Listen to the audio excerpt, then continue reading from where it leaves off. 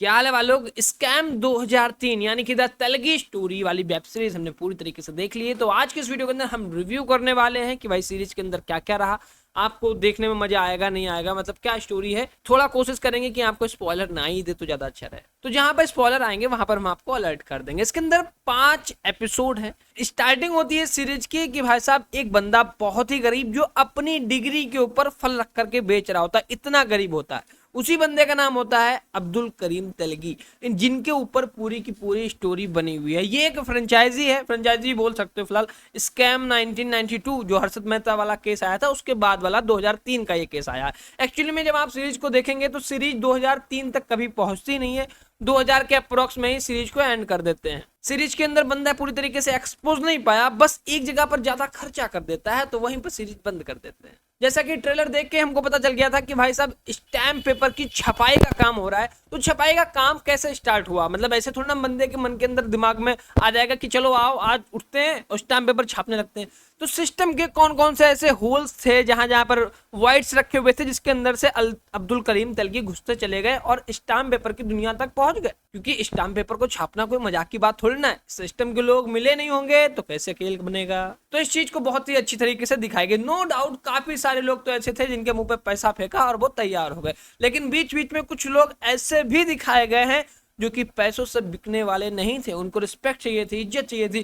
तो उस रिस्पेक्ट को भी अब्दुल करीम तेलगी ने अपने पैसे से तो लिया और उसको खरीद लिया। मतलब इस बात को समझना थोड़ा सा मुश्किल होगा कि एक बंदा ऐसा जो ऑनेस्टी से भरा हुआ है, रिश्वत नहीं लेना चाहता है, पूरी दुनिया के लोग ट्राई कर चुके हैं पर वो बंदा रिश्वत खाने को नहीं तैयार। वहीं पर अब्दुल करीम आते हैं और वो रिश्वत तुमको दे देते हैं, वो बंदा हंसी खुशी ले भी लेता है। एंड ना ही सिर्फ रिश्वत ले लेता है बल्कि फ्यूचर में भी काम करता है एंड बहुत ज्यादा हेल्पफुल रहता है स्टाम्प पेपर की प्रिंटिंग के लिए। और इस खेल में पैसा तो इतना बना है कि इसके पार्टनर को खुद नहीं पता होता कि कितना पैसा छप रहा है, I mean, बन रहा है। सीरीज देखने के बाद दूसरी बार मेरे दिमाग के अंदर बत्ती जली कि एक बिजनेसमैन कितने लोगों का खर्चा झेल रहा होता है, मतलब कि पॉलिटिशियंस को भी वही खिला रहा होता है, पार्टी फंड्स में भी वही दे रहा होता है, बाकी जो छोटे मोटे और लोग होते हैं उनको भी वही जेम से दे रहा होता है, जो छोटे मोटे ऑफिसर्स हैं, जो बड़े बड़े ऑफिसर्स हैं उनको भी वही खिला रहा होता है। देखिए सबसे ज्यादा रिश्वत देता कौन है, देता तो बिजनेसमैन ही है। भाई आपको लोन लेना है, आप अपने घर में ब्याह बारात के लिए या फिर होम लोन लेने के लिए अप्लाई किया, आपको लोन मिल गया, 2-4% आपका चला गया। बिजनेसमैन को तो अपने बिजनेस के नाम पे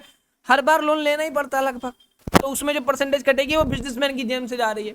जो टैक्स फाइल कर रहा है वो भी बिजनेसमैन ही कर रहा है। भाई कुछ ना कुछ तो लीगल दिखाएगा ही, कितना भी फ्रॉड कर ले कुछ तो लीगल दिखाएगा ही। उसके बाद उसके खुद के खर्चे, और गवर्नमेंट चलते चलते अगर एकदम से तख्ता पलट हो जाए, एकदम से गवर्नमेंट बदल जाए तो जो अपोजिशन में था वो जो पार्टी में आ गया अब उसको भी खिलाना। तो बिजनेसमैन कितना खिलाते हैं भाई, उसके बावजूद अपनी पोजीशन को मेंटेन करके रखता है कि भैया हम टॉप पे थे और हम टॉप पे हैं। दूसरी बार इसलिए आया क्योंकि पहली बार स्कैम 1992 के अंदर आ गया था। वैसे ये जो स्टोरी है ना, पूरा प्लॉट की स्टाम्प पेपर छापे जाएंगे एंड इसके बाद इतना इतने कमाई करेंगे, तो ये पूरा का पूरा स्कैम जो है अब्दुल करीम तेलगी नाम के बंदे ने ही किया था एंड ये एक रियल स्टोरी के ऊपर बेस्ड है। 30,000 करोड़ का। अच्छा एक चीज आप और नोटिस करेंगे, जब गवर्नमेंट बदलती है तभी ये स्कैम खुलकर सामने आते हैं। मतलब कि 2004 में दूसरी गवर्नमेंट बनी और 2003 में स्कैम खुल गया।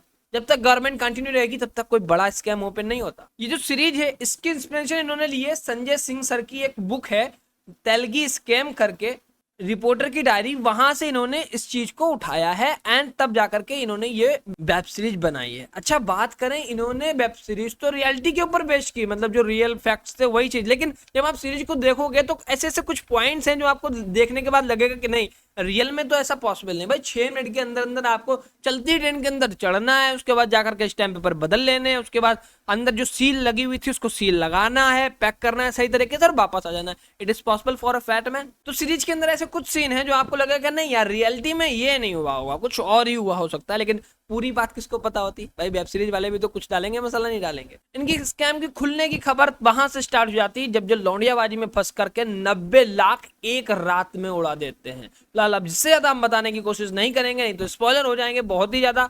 तो फिर हम वीडियो को यहीं पर समाप्त करते हैं और रिव्यू रिएक्शन वीडियोस देखने के लिए हमारे चैनल को सब्सक्राइब करके रखिए। वीडियो पसंद आए प्लीज लाइक जरूर कर दीजिए। और स्कैम के बारे में आपकी क्या राय है, मतलब अगर ऐसे ऐसे स्कैम होते रहे, क्योंकि देखिए 1992 में स्कैम हुआ, 2003 में स्कैम हुआ, अब आगे स्कैम होंगे तो और सीरीज बनेगी। ये जो स्कैम वाले सीरीज है ये स्कैम ही लेकर के आएगी हमारे सामने। बस हम इनसे उम्मीद ये रखते हैं कि जैसा स्कैम हुआ है वैसा ही अपनी सीरीज के अंदर दिखाएं। इस वीडियो के अंदर इतना ही, मिलते हैं अगली वीडियो के अंदर, तब तक के लिए बाय बाय।